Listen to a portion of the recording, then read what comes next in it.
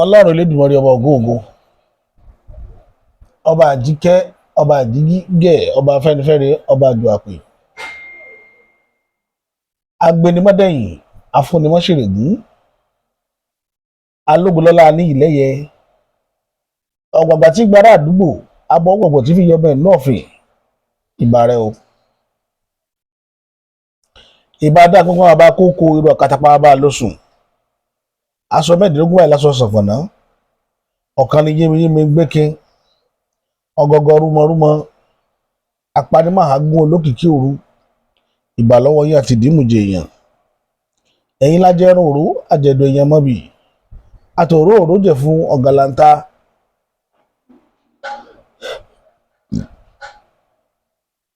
Ìbà yín o.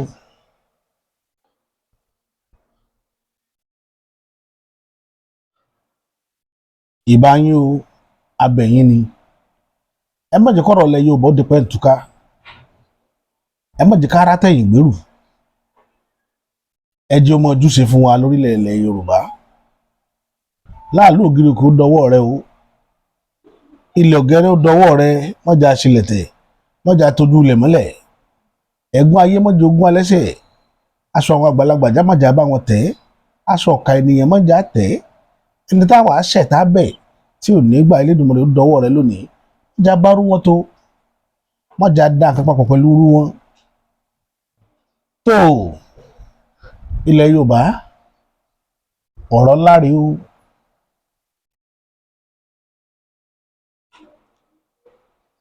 Ṣé rí fídíò tá a ṣe ń jẹta lẹ wò lánàá yẹn on the first la ṣe, but a ní issue kan tó jẹ́ pé ká tó rí fídíò yẹn load ó wọ ọjọ́ kejì, nẹ́tíwọ́ọ̀kì dàrú, ó dàrú pátápátá, bọ̀pẹ́ ní fọlọ́run. Èyí tí mo wá fẹ́ fàyọ̀ ń bẹ̀ ni pé eléyìí tá a tó ṣe lọ́wọ́ yìí on the third là ń ṣe lọ́wọ́ báyìí àti ìmọ̀jọ́ tá a tó rí lódò.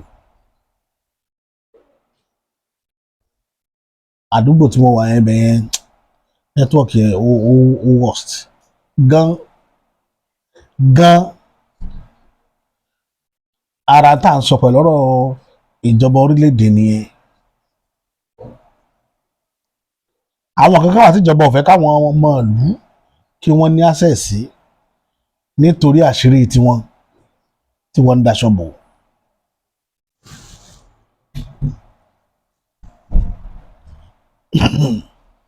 Tẹ́ bá wo kọ́tà sọ̀rọ̀ lé lórí nípa kùdìẹ̀kudiẹ ìjọba bàbá Bọ́lá Ahmed Tinubu, ìjọba yẹn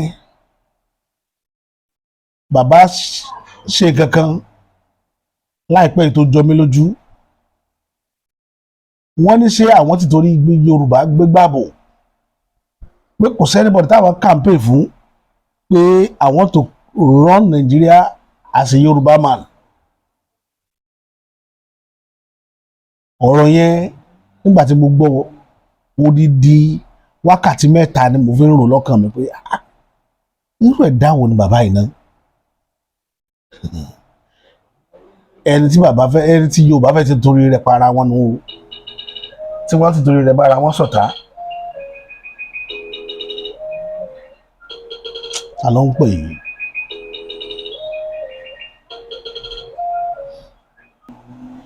So ìdí rẹ̀ rèé bàbá sọ statement yẹn wípé I apply for this job as a Bola Ahmed Tinubu, not as a Yoruba man. Ẹ wá fi compare ọ̀rọ̀ tí bàbá sọ lẹ́gbàá nígbà tí wọ́n fẹ́ sọ àwọn èèyàn ló kọ́ ní Abẹ́òkúta, tá fẹ́ sọ èmi ló kàn, tá fẹ́ sọ eléyìí, tá fẹ́ sọ oṣùbù ó ṣe kíní olùlẹ̀ ó ṣe kẹta olùlẹ̀. Níjọ́ tọ́rọ̀ yẹn wáyé, ẹ̀yin tẹ́ ẹ bá ní fídíò yẹn lọ́wọ́ ẹ lọ tún gbọ́ dáadáa. Bàbá sọ pé mi ò fẹ́ kí wọ́n ti tọ́jú òun yẹn lẹ́bọ wípé lásìkò Yorùbá ló kàn.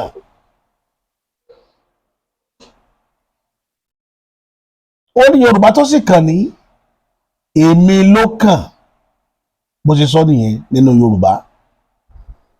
Lẹ́yìn bàbá yí orin yẹn padà, bàbá ní I am not contesting as a Yorùbá man, I'm contesting as Bola Ahmed Tinubu.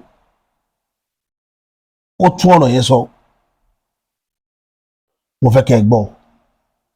ṣẹ́rí tí bá ń sọ pé àwọn leaders wa àti political àti traditional àti spiritual wọn ò ń ṣèyàn dáadáa, ẹ máa rò pé kí ni bàbá yìí máa ń sọ. ṣẹ́rí àwọn political leaders wa àti traditional leaders wa àti spiritual leaders wa gbogbo wọn pátá ni wọ́n mọ̀ wípé àwa Nigerians a wà nínú okùn ẹrú. Gbogbo wọn ni wọ́n mọ̀ wípé a wà nínú okùn ẹrú, pé we are not independent, we are ní freedom, we are still very much colonized. It's just that neo colonization òun là ń experience lọ́wọ́.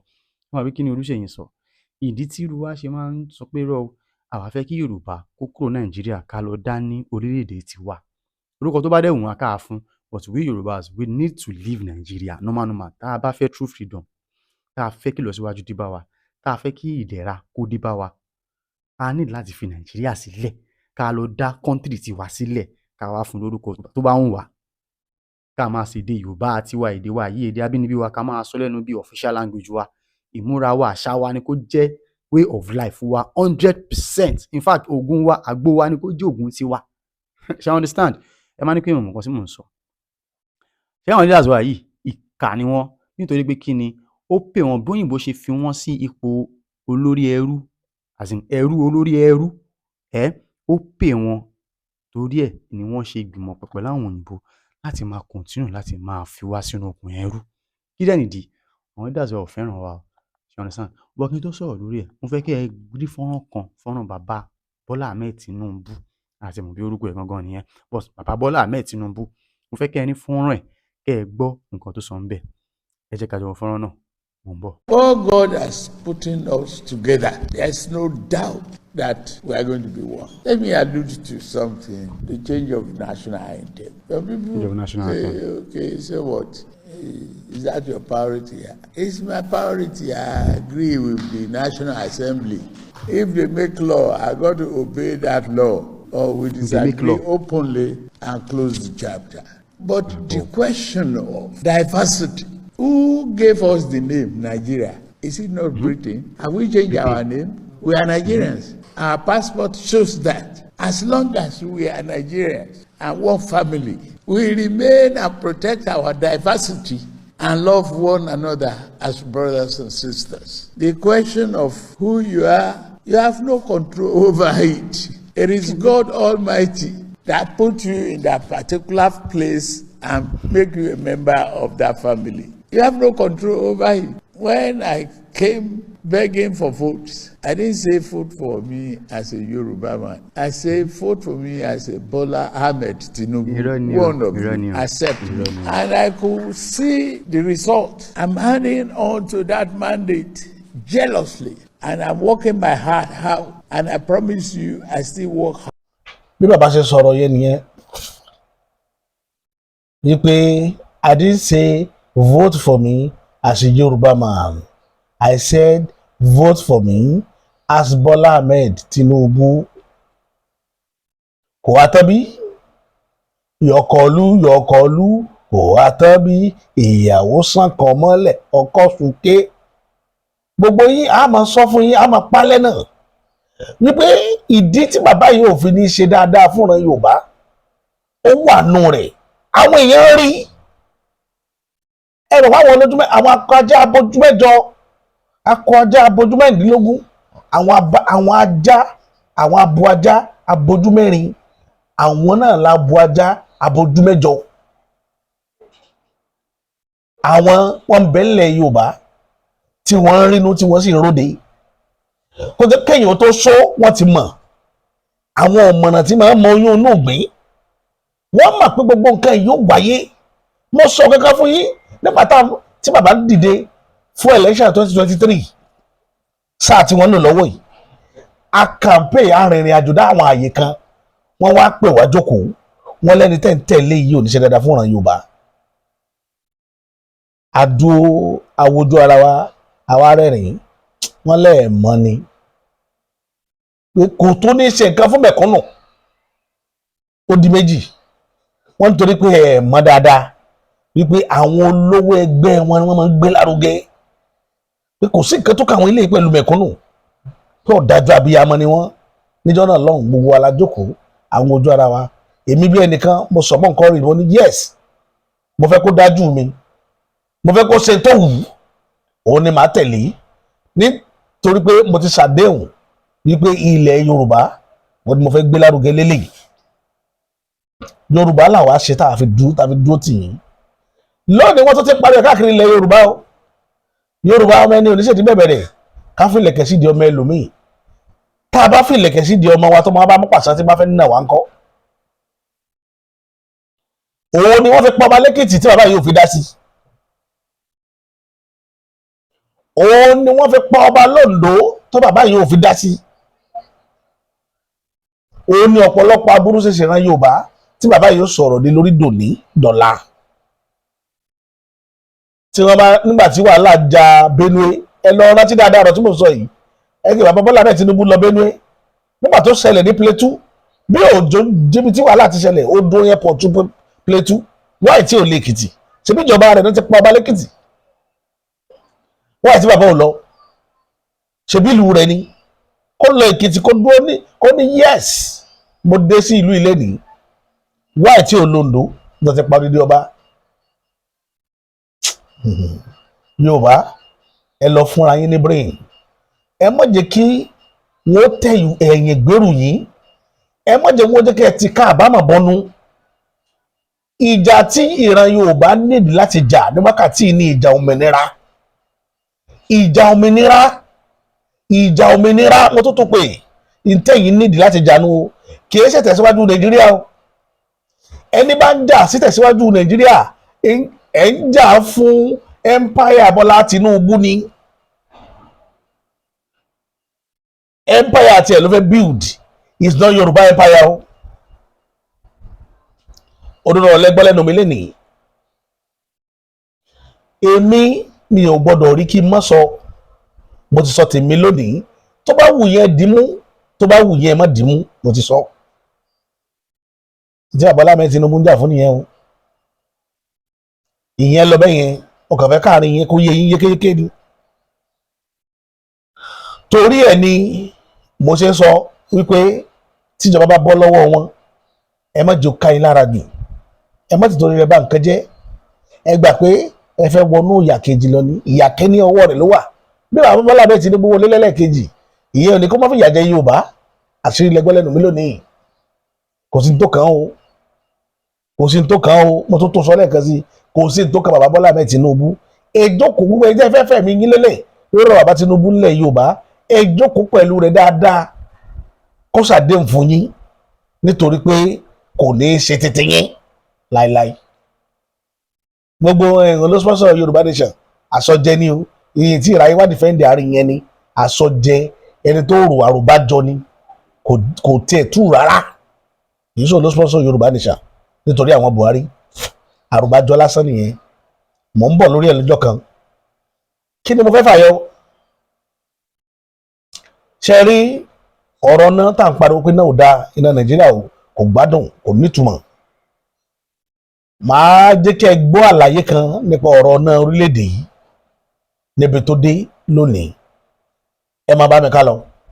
tó kọ́sẹ̀ IBDC ló ń cover Ogun State Ọ̀yọ́ Kwara tọ̀sùn state mẹ́rin tán cover náà but part of Kogi Èkìtì ó wà lára wọn náà so now nǹkan tí ò jẹ́ ká níná tí náà ṣe ségesège ni pé ibi àwọn oríṣi náà méjì bíi kan ọ̀nà méjì náà ti generate náà fún wa lórílẹ̀‐èdè wọ́n lo omi wọ́n dẹ̀ lo gas but olómi ní Kanji dam àti Shiroro dam àwọn náà lo olómi àwọn tán lo gas ní Ẹ̀gbin àwọn Ọmọtọ́ṣọ́ káàkiri lọ sí gbogbo Akwa Ibom river olùgbọ̀n wọn yẹn ń lo gas ni wọ́n lò so ìgbà tó di pé wọ́n privatize NEPA ní 2013 ó ládéhùn tí wọ́n ṣe pẹ̀lú federal government àdéhùn ni pé iléeṣẹ́ tó wọ́n ra yìí o àwọn fún gbogbo wa ní free prepaid meter alákọ̀ọ́kọ́ nù ẹlẹ́kẹ̀ẹ́ gbogbo transformer tó ti weak tí kò dáa àwọn upgrade àwọn change ẹ̀ gbogbo wáyà tí ò dáa tó kó àwọn change gbogbo ẹ̀ ìgbà tó wọ́n ra iléeṣẹ́ tán àwọn alẹ́bìtọ̀ bọ́n wọ́n ṣe ra iléeṣẹ́ tán owó náà tá mọ̀ san owó yẹn pọ̀ o government man ẹ̀ gbọ́dọ̀ mọ charge wọn lówó pọ̀ àwọn mọ̀ san subsidy lọ́sẹ̀ àbọ̀yẹ san lórí petrol àwọn mọ̀ san so láti 2013 yẹn dìgbà táwa government ò san owó yẹn fún wọn ìgbà tó di pé administration Buhari dé wọ́n agitate pé káwọn tẹ̀ rí owó ìgbà Buhari náà rìjìmù náà wọ́n náà try wọn rówó yẹn san ìgbà tí president Bola Ahmed Tinubu náà wá dé ní last year wá pè wọ́n wá kí ló fa iná tí ò dá lórílẹ̀‐èdè yìí wọ́n ní nǹkan méjì ló lè ṣe tó lè jẹ́ kí iná dá alákọ̀ọ́kọ́ kan import prepaid meter wọlé kan fún gbogbo wa free ẹlẹ́ẹ̀kejì debt tí gọ́ọ̀mẹ̀ntì ti jẹ kí wọ́n san ìyẹn subsidy because àwọn tán ra gáàsì láwìn tán ra gbá tán ra àwọn tán fi generate náà wọn lówó wọn gbà tó èló ni debt yẹn wọ́n ní 6.3 trillion ní ewu debt tí wọ́n jẹ láti 2013 December president wa ní debt yìí ti pọ̀ jù àwọn olùgbé gbẹ́dá gómìnà jà lówó tó pọ̀ tó báyìí ó yá ẹ lọ investigate ẹ audit figure yìí wọ́n dẹ̀ rán wọn yẹn láti CBN Ministry of Finance àtàwọn Genco náà àti Disco ó yá bàtà wọn dà lẹ́dọ̀ jọ padà kọ́ mọ̀ pé 2.8 trillion owó yẹn jẹ́ not ṣùgbọ́n tó fi dájú gbà ẹ̀ ń parọ́ lé lẹ́gbẹ̀ẹ́ àwọn ò lè sanwó ẹ̀ 2.8 yìí lówó san bàtà tó yẹ di December last year President Tinubu fún wọn ní 501 billion pétọ̀ wọ́n lè sí bond pé àwọn ti san owó ẹ̀ wọ́n tó di January wọ́n tó fún wọn ní 600 billion tàbí wọ́n ti ń sanwó yẹn lọ so àwọn àwọn òpin tẹ̀ bóyá àwọn náà ti ń wò ó ṣe gbogbo nǹkan náà ló ní kàbá bá ṣe ní kàbá ní wọ́n ìgbìnlá ní kàbá ní pàwà ìrọ̀ àtàkùn jẹnẹrétọ̀ wọlé bóyá àwọn náà ti ń dọ́gbọ́n tí náà ìbá lè da jẹnẹrétọ̀ ní tàmọ́ ìgbà kan ní ṣe so gbogbo nǹkan báyìí náà wọ́n náà tó ti mọ̀ bó ṣe sanwó yìí lọ bàbá tún kó mítà wọlé because láyé gba President Muhammad Buhari wọ́n ṣe láti kó mítà yẹn wọlé wọ́n frustrate ẹ̀mọ̀dé kan rí mítà yẹn kó wọlé but láti last year ní President Tinubu ti rí mítà yẹn kó wọlé lọ́fẹ̀ẹ́ bàtà kó mítà dé wọ́n ní kẹ́pẹ́ faraàlú ẹ̀yin dúró pé bande lè fẹ́ fún ní mítà torí bande yẹn owó tó ń charge wọn 225 naira per unit ni wọ́n charge wọn wọ́n rí owó bẹ̀ wọ́n dẹ̀ ń rí èrè gidi gan bẹ̀ pé náà wọ́n fẹ́ fún tọ́ àwọn bá cd nǹkan àwọn náà èèyàn ní wọ́n fún wọn rárá bọ́n àti ọmọ àpẹẹrẹ bàtà pín lọ wọ́n pín lọ ó tó di January wọ́n tó kó báàjì mítà mi wọlé èyí tó wọ́n kó wọlé láti ní February bàtà ní kí wọ́n pín mítà gbèsè ẹ̀kan pín ní mínísítà fi pariwo ní port pétọ̀ mítà ní gbogbo kíní ẹ̀dùgbò fẹ́rẹ́ pétọ̀ mítà yẹn mọ fún aráàlú ní ọ̀fẹ́ mínísítà òde dárúkọ bande ọkọ̀ dárúkọ bande ẹ fún aráàlú náà sọ mítà yẹn náà tún lọ bẹ́ẹ̀ wọ́n wá ní pé àwọn ọmọ fún bande and b torí gbogbo yẹn náà ti tẹ́kì ẹ̀ tán bí iná tó wá fèsì ìgbà yẹn àwọn náà wá dúró pétọ̀ tọ́rọ̀ bá ń lọ báyìí náà tábà lọ wà ní díà yìí ni gbogbo wa wà gbogbo àtàn lo IBDC of our business of wike tí wàá fẹ́ bá wa láàrin yìí tábà yẹn ti múra gbàtàdé ó capacity transformer yìí náà bó ṣe wíìkì tó ó lè gbé náà bá ń sí jáde iná tọ́kì bá ń sí ni pé ọjọ́ tàbá rí náà á rí náà 12 hours but bá rí náà 12 hours ní gbogbo across the feeder at least yóò fi ẹ̀ ní complain púpọ̀ mọ́ gbogbo oníṣẹ́ owó ìṣẹ́ ṣe everybody ó fi lápì okay adẹ̀ ti tẹ́ strong kìíní after bàtàrí láti Ìbàdàn ní nǹkan tán claim pítọ̀ alọ́bàdàn ní October 18 last year adẹ̀ sọ̀rọ̀ ibi tá a sọ̀rọ̀ yẹn náà ti ọ̀dà ìgbìtọ̀ ẹ̀ increase megawatt yẹn wọ́n dẹ̀ increase ẹ̀ adẹ̀ rí náà 12 hours yẹn gbogbo transformer yóò lè gbé pẹ̀lú existing cable tí wọ́n ní yóò gbé wọ́n fún wọn time yẹn gbà tó ti yá tí àwọn new manager tó wà bẹ́ẹ̀ ìdè lóyin náà lọ sí ilẹ̀ ibi nǹkan tó ń bá lẹ́lẹ̀ yìí tó máa ní kó mọ̀ continue ó ti kó mọ̀ ro ẹ̀pà tó bá ṣe dáadáa aráàlú ó sanwó tó má dẹ̀ rí iná ó sanwó fi kíní kalẹ̀ olóòlè sí ìkan tó bá continue báyẹn ó kọ́ sí bùkà query pé òòrùn owó yẹn pa wọlé tájẹ̀ tán fún omi tọ̀ àwọn náà wà ní continue kárí mi báyìí kí àmọ̀jẹ̀ wá nítorí ìwọ̀n bẹ̀rù tó ní pé tó bá ṣiṣẹ́ tẹfọmọlúwàbí sí tẹ́lẹ̀ rẹ̀ fún aráàlú nǹkan tó ń fẹ́ táwọn wà ní sanwó náà tani wo nínú bí ti ẹgbẹ̀rẹ̀ rò ní nínú onífìlàpì tó fún wa àti bẹ̀rẹ̀ àgbẹ̀sẹ̀ ti bẹ̀rẹ̀ nǹkan táwọn adé ń lé lọ ni pé káwọn èèyàn rí iná fi ṣiṣẹ́ káàdé lè rí free meter gbà ṣùgbọ́n tó máa ti parí bí tán sí ni yóò kàn àwọn arìnrìn ní díyà yìí táwọn ọ̀rẹ́ adíyà yìí gan bí yóò di 2029 kó tó lè kàn wọ́n so ìdí èyí àwa ò fẹ́ àwọn agitéètì kìíní ẹ̀wọ̀n náà yí wa kò cooperate pẹ̀lú wa dídí bá a ti ń sọ̀rọ̀ yìí ìyẹn náà lọ ìgbà tó wọ́n ń lọ so lórí iná tí kò wá dáa kí n padà síbẹ̀ ṣùgbọ́n mo ti máa gé kúrò ẹ̀ so now iná tí kò dáa yìí àwọn tó wọ́n lo gas náà fi ń generate iná fún wa lórílẹ̀‐èdè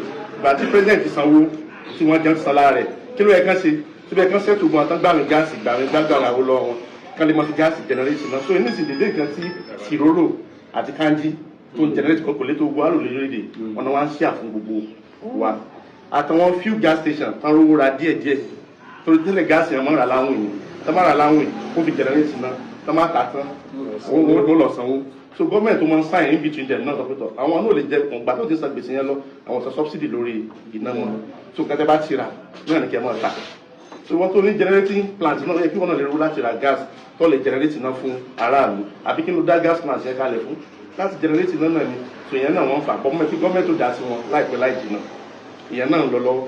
so níbi tọ́rọ̀ dé dúró lẹ ti gbọ́ yẹn nípa ọ̀rọ̀ náà ṣẹ́yìn náà rí bá abẹ́ rí band C ní báńdì dé Bansi yẹn gangan fún alára rẹ̀ 12 hours náà ní ká fi supply iná.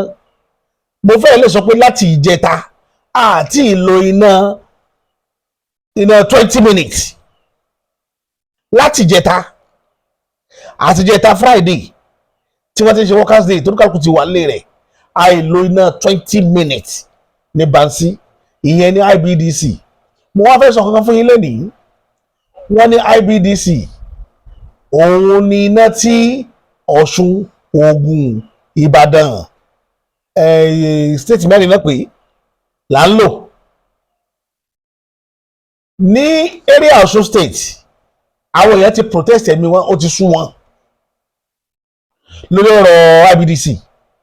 IBDC ò ní iná kankan tó fẹ́ fẹ́ anybody. Mo mọ ìlú nílùú mi, àdúgbò kan ní ìlú mi, ìlú tí mo ti bí mi lọ́ba àgùn, tí wọn ò fún ní iná láti July last year.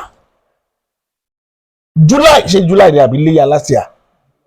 July last year ni wọn ò ti lọ́nà tó fi dàkókò tá a wà yìí. Wọ́n complain pé transformer bàjẹ́ ìdèjọ́, transformer ìdèjọ́ lọ ẹlẹ́fẹ́ lọ tó ṣe dẹni ìwọ̀dà transformer padà. Transformer yẹn dẹ̀ ní ẹnìkan ló fi ta ìlú lọ́rẹ, kì í ṣe IBDC lónìí. Òfin tí mo wá fẹ́ bẹ̀ ìjọba pé kí wọ́n ṣe, ẹ̀yin gọ́vnọ̀ ó wà lọ́wọ́ ẹ̀yin náà púpọ̀. Tẹ́yin náà ó dákẹ́, wọ́n máa yan ọmọ state yín jẹ, ẹgbẹ́ máa wòran. Irú àwọn nǹkan báyìí la fẹ́ mọ́ tó ba olóbọ̀ orílẹ̀-èdè Nàìjíríà jẹ́. Òun sẹ́ni tó fẹ́ take charge wípé ókè o, èmi ni olórí ìlú yìí àti àṣẹ́ẹ̀dí àti oyún inú, èmi ni mo ní wọ́n under mi náà wà. Kò sẹ́ni tó máa take responsibility yẹn. Àfifẹ́fẹ́ rítì kẹ́mọ wọlé tí wọ́n kàn máa fi pè yín bí celebrity kiri, òun ni nǹkan tẹ́ máa ń ṣe. Ìyá ọmọ jẹ ọmọ ìpínlẹ̀ Ọ̀ṣun, gọ́vnọ̀ ìpínlẹ̀ Ọ̀ṣun ò ní lè boldly jáde wípé state tí àti ìjẹmọ mi yìí ẹ má fi ìyà jẹ ọmọ mi, wọ́n bá mú. Kò sínú wọn tó ṣerú ẹ̀ rí. Ṣùgbọ́n tó bá dá àsìkò ìbò òun ló dé yìí, wèrè wọn wà máa gbé wọn mọ̀ sójú mẹ́lẹ́mẹ́lẹ́ nígbà tó pé yẹn gidi ni wọ́n. Ẹ dákun ẹ dìbò fún wa, gbogbo tẹ́ ẹ fẹ́ la máa ṣe. Bó táwọn ọmọ ìlú yìí ìyà ò ní jẹ wọ́n, kẹ́ ẹ dúró tì wọ́n. Ìtí ń dùn mí pẹ̀lú ọ̀rọ̀ àwọn èèyàn wa ní orílẹ̀-èdè ilẹ̀ Yorùbá nìyẹn o. Ìyà ń jẹ yín, èdè máa dúró tẹ̀lé àwọn tí ì rí yín nígbà tí ìyà bá dé, tí pọ̀jù dé, tí gbogbo wàhálà ayé bá bá yín. Àwọn tí ì dúró tì yín yẹn ẹ wà máa ṣe, wọ́n wà máa sojú bẹ́ẹ̀ ló ṣe yẹn, ìní wà máa dààmú, ìní wọ́n máa lágùn, yóò máa ṣe wàhálà. Ṣùgbọ́n àwọn pípọ̀ yóò ní rí yín tagbára bá dọ́wọ́ wọn. Kí ló dé tẹ́ fi ìyà jẹra yín? Kí ló dé tẹ́ mẹ̀tọ́ yín?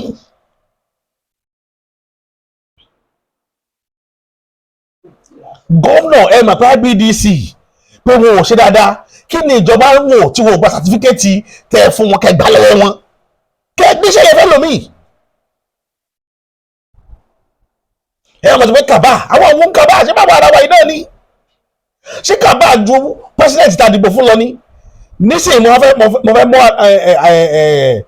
ìmọ̀ràn kan wá, tó bá ti dàkókò òbò, any governor ni o àbí pẹ́sidẹ̀ntì tó bá ti wá bá yín fún election tí ń campaign, ẹ kọ́kọ́ máa béèrè lọ́wọ́ wọn pé àwọn àwọn kàbá rẹ náà kọ́kọ́ mẹ́ṣà kàbá tọ̀ ní kó tó di padà àgbà láti dìbò fún ọ. Eléyìí tí ó bá ti mẹ́ṣà kàbá rẹ mọ́ dìbò fún. Because nígbà tí wàhálà bá dé kàbá ni ó máa rí fáàsì pé àwọn kàbá láyé Jonathan kàbá ni o. Ṣé ẹ rántí àwọn ọ̀nà tí Jonathan ó ṣàṣeyọrí, òun ló ta ní pàtàkùtà tó di wàhálà sí wa lọ́rùn lẹ́nìí. Jonathan máa ń wò táwọn èèyàn sọ pé ìjọba Jonathan dá nígbà ìjọba Jonathan wo ló dá? Ìjọba tútù, ìjọba dẹdẹrìn, ìjọba òpònú tó ní brain lórí tí ó mọ̀ ń lò, ìwọ tó kàwé to that extent. A PhD holder for that matter, àwọn ọmọ tètè tí wọ́n ń control rẹ̀, you cannot talk. Sáré àwọn báyìí lẹ́ ń fẹ́ nínú yín dùn lẹ́sọ̀ kí Jonathan dá ẹ̀ tó fẹ́ pè padà wá. Bó máa ń wo ọmọ Nàìjíríà báyìí pé ìyà àwọn kan wà tara dẹ̀ tí wọn ò ní ìròrí, wọ́n wá ń jẹ́ kí ìyà tó ń wà máa láò ìyà kó máa jẹ àwọn tí ìyà ń jẹ gẹ́gẹ́gẹ́gán. Àwọn èèyàn ò ní voice, àwọn tí ìyà ń jẹ ò ní voice. Ibi tí problem ti wà nìyẹn. Lè rí original ọmọ Nàìjíríà tí ìyà ń jẹ kó ní voice. Àwọn tó wà ní average, àwọn èèyàn níwà tó máa gbèrò bí ìyà ó ṣe máa jẹ àwọn tí ìyà ń jẹ. àwọn tó close mọ́ ìjọba díẹ̀ wọ́n jẹ ìjọba díẹ̀ wọ́n jẹ aráàlú díẹ̀ wọ́n jẹ ìjọba díẹ̀ wọ́n jẹ aráàlú díẹ̀ làwọn ń ṣe. Àwọn ni middlemen láàrin aráàlú àti ìjọba. Àwọn ìyẹn ni olórí burúkú ayé. Àwọn ni wọ́n ń da orílẹ̀-èdè irú. Òtúlẹ̀kù tútẹ̀yẹ. Ibẹ̀ ni problem wà. Wọ́n á wá gbéra wọ́n á lọ mọ́ bá gọ́ọ̀mẹ̀ntì pé àwọn aráàlú kíníkan ẹ fọkànbalẹ̀ ẹ lọ ṣe kíníkan kò sí ní wọ́n máa ń ṣe. Àwọn náà ní wà bá aráàlú pé gọ́ọ̀mẹ̀ntì rẹ̀ wèrè ni o, àwọn kàbá ní ìdájọba rẹ̀ rú o, wọ́n wà láàrin wa, àwọn ní ìṣòro tá a ní. So ìdí rẹ̀ tó fi sọ fún yín pé any government bá ti ń bọ̀ wá bá yín fún campaign ẹ béèrè pé àwọn wo ni kàbá àti tiẹ̀. Ilé ìjọba ti bẹ́ẹ̀ ṣe kàbá torí kàbá lẹ fẹ́ dìbò fún kì í ṣe òun. At the end of the day kàbá ni wọ́n padà máa dìfà sí. Ẹ gbogbo ọ̀rọ̀ tí máa yẹn sọ máa tó sọ̀rọ̀ náà pé àwọn kàbá gbogbo owó tí gọ́ọ̀mẹ̀ntì gan san bí almost 1.something trillion láti san sákò ìjọba àwọn oníná iná àwọn ò dáàdì sí i. Wọ́n ní àwọn kàbá kan fún ọmọ bóyá àwọn kàbá náà wọ́n tó gbé ẹ ṣe ní makàbá ẹ ṣe ní dákàbá mọ̀.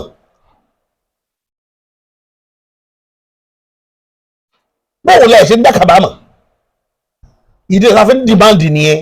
Gbogbo ìjọba tí wàá máa rẹ̀fà sí kàbá let them mention the kàbá ká tó dìbò. Ẹ sọ orúkọ kàbá fún wa ká dá wọn mọ̀ báyìí pé kàbá tí ó bá yé yín jẹ́rè o tí Peter bá ti dìbò fún mi tí mo wọlé ká wá mọ̀ pé kàbá yẹn là á máa dojú ìjà kọ. Ẹ̀yin wèrè lásánlàsàn yìí ẹ ní nǹkan tẹ́ ẹ fẹ́ ṣe tẹ́ ẹ fi develop lù ẹ máa mú story wá lójoojúmọ́ tẹ́ ẹ bá gbà bí ìyá gbà ẹ tó gbà tọ̀hún. Gọ́ọ̀mẹ̀ntì lọ kó mẹ́ta wá dé ní òpé mẹ́ta. Àwọn aṣọ fún gọ́ọ̀mẹ̀ntì pé mẹ́ta tẹ́ni kó faraàlú lọ́fẹ̀ẹ́ wọn ò fún wa dòní mọ̀ ọmọ kan tí ṣe ń pè mí lórí ilé yìí pé kí n mú 150 wá kí n wá gba mítà. Ó ní wọn ò fún ilé tuntun wọn ò fún ní mítà nígbà àwọn tó ti ní àkáǹtì tẹ́lẹ̀ náà fún mítà mo kàn ń rẹ́rìn ni ṣé mi ìsọmọ Nàìjíríà ni. Mò ń gbọ́dọ̀ tí ó wọ́ wá kàmi mọ́ ìdí òpó ń bí ni mò ń retí. Ìjọ náà the whole world will see it the whole world ló máa rí. Wọn ò mọ lóyè tí mo jẹ́ lọ́jọ́ kan máa bá mi sọ wọn ò tí ì rí mi rí. Níjọ́ tó bá wá gbogbo àgbáyé ní orí màá sẹ́ẹ̀tì 50 cameras ni màá sẹ́ẹ̀tì nítorí tiwọn tí wọn ò tí mọ̀ mo ń dóde wọn. Ṣébi tí mo ní o tí mo wá owó tí mo lọ install solar tó lè gbé mi for 24 hours. Mo ṣe tán láti máa fa wàhálà. Let them come. Gbogbo ayé rí gbogbo ayé ní orí gbogbo ayé ló máa rí. Àwọn aṣọ nǹkan fún yín àwọn èèyàn wà dákẹ́ àwọn èèyàn wà ń dákẹ́ nítorí pé wọn ò mẹ́ni tó fẹ́ lọ bá tí ó gbèjà wọn. Àwọn èèyàn wà máa fara mọ́ ìyà wọ́n máa fara mọ́ ìbànújẹ́. Àwọn èèyàn máa jí nínú páyé kéke. Ìjọba máa sọ pé àwọn lo pọ́lísì yìí láti fi tún nǹkan ṣe àwọn dẹ̀ ń búkẹ́lẹ̀ nínú ilé tiwọn. Àwọn ìkà là ń dìbò fún. Gbogbo àwọn tẹ̀ mọ́ òye ìkà ni wọ́n ìkà ọ̀tá àlú ni wọ́n ìṣàwọ̀ wọn sọ̀dọ̀ aráàlú. Ẹgbọ́n tí Sowore ń fi wọ́n pa ní àwọn kílọ̀pù àwọn wọ́dà ẹgbọ́n tí Sowore fi wọ́n pa ẹ gbé mọ́tò wá mọ́tò Black Maria ẹ fi gbé Sowore ẹ ti fi gbé Abíọ́lá rí ẹ fi gbé Gani Fáwẹ́hìnmí ẹ fi gbé Fẹ́mi Fálànà rí ẹ ti fi gbé bẹ́ẹ̀ Ransome Kuti rí àwọn bàbá tiwa tó bá wá dorí àwọn Màlàmí káàlẹ̀ fi gbé Màlàmí lọ sí kóòtù. Ìyà jẹ Yorùbá ìyà jẹ Yorùbá àdé olùgbèjà wàláì ìyà jẹ ìran Yorùbá ẹ̀yẹ nìyẹn mi ẹ má jẹ́ nípa lọ́tọ̀ yìí jẹ́ léèyàn ọ̀wọ́n nìyàn gbogbo ọ̀tẹ́ ń wò tẹ́ pé léèyàn yìí òkèlè tí ó pọ́n ni wọ́n wá gbogbo àwọn Bọ́lá Ahmed Tinubu àti játìmú nàmbá kiri kò sínú wọn tí wọ́n wá bí ó ṣe dá fọ́nà Yorùbá ẹ má fẹ̀mí yín wéwu lórí anybody tó bá ṣe kẹ́ jókòó sílẹ̀ yín jọ̀bẹ̀ jókòó sílẹ̀ yín ẹ má dààmú ara yín ìkà ní gbogbo wọn kò sẹ́ni tí títí yín nù wọn. Ẹ release 1.1 trillion fún NEPA ò tán náà fara àlùdò ní ẹ̀ ti béèrè kí nìdí tẹ̀mí tán náà nígbà tí Buhari ò rówó sanṣẹ́ wò tán náà ni ẹ lọ bẹ̀rẹ̀ níjọba Buhari àtẹ̀nà níjọba Buhari despite pé Buhari ò sanwó náà kò sanwó gọ́ọ̀mẹ̀ntì Jonathan ò sanwó. Inside this black man. These are innocent people, poor people when they carry complaints. Now Tinubu them supposed to hear Wike, Amechi, Malami them, but people that carry Malami now they don't ever bring them. They bring them in special vehicles. I want to see you bring Malami to port inside Black Maria. No be laughing matter, not the truth. Because all of them are offenders. All of them they commit the crime. But when they want to bring them from prison, they will carry Mercedes Benz, carry them, carry poor people for inside Black Maria, they make them suffocate. They are asking for ordinary water. Now this prison, you know that they participate in revolutionary struggle. Because one day all of them go free, we will come replace all these thieves with now. Yes. But you know, so that one not scientifically proven. So this struggle, we must start from everywhere. tí mo lò ní iná fẹ́ tán lórí ẹ̀ ẹ má bínú sí mi jàre. Àtàná láyé Jonathan ọwọ́ adáyé bàbá Bọ́lá Ahmed Tinubu tó san 1.1 trillion wọ́n lè rí i pé ó san owó yẹn tó tọ́ ṣùgbọ́n pàtí ò sí monitoring kò sóòótọ́ lẹ́nu tiwọn náà tí wọ́n fi sóòótọ́ bó ní máa ṣe kó 1.1 trillion fáwọn èèyàn tẹ́ẹ̀nìta náà faraàlú adé ń sọ fún yín sáwọn tó wá sọ wípé bàbá Tinubu yìí ṣe dáadáa fọmọ ìlú pé àwọn olówó ẹgbẹ́ rẹ̀ nìkan ní máa ń ṣe wọ́n wá parọ́ tí mo sọ fún yín nù bó lọ́ọ́ ṣe san 1.1 trillion fáwọn èèyàn tẹ́ẹ̀ ní mójútó bó lẹ́ ṣe kọ́mítà wọlé fáwọn èèyàn tẹ́ẹ̀ ní mójútó àwọn èèyàn dẹ̀ ń kọ̀m̀plé báwọn ò rí nǹkan tí Buhari ò rí kó wọlé láyé Buhari ò rí mítà yẹn kó wọlé iná sì tàn ẹ̀yin wá rí kó wọlé ẹ̀ wá mọ́nítọ̀ ẹ̀ ó ní mo fi ń sọ̀rọ̀ pẹ̀kúlẹ̀ mẹ́sì fún yín gbà yẹn pé ẹni tó yẹ ká fún lẹ́gbàá ni kì í ṣe ẹni tó mọ̀ ń pàlú ọmọ bọ̀tí lòun ọmọ bọ̀tí a ní ìdá àwọn èèyàn tí wọ́n ṣe tán láti ṣiṣẹ́ tán fẹ́ sin orílẹ̀-èdè yìí tán fẹ́ káṣeyọrí ó wà ẹ wá dákẹ́ ẹ̀ ń wòran ẹ̀yin ènìyàn mi a ní rí jù báyìí lọ lórí kan nìyí lónìí títí táfi mọ́ mákòtò ètò mi wá èmi ti yín tòótọ́ bàbá àṣà.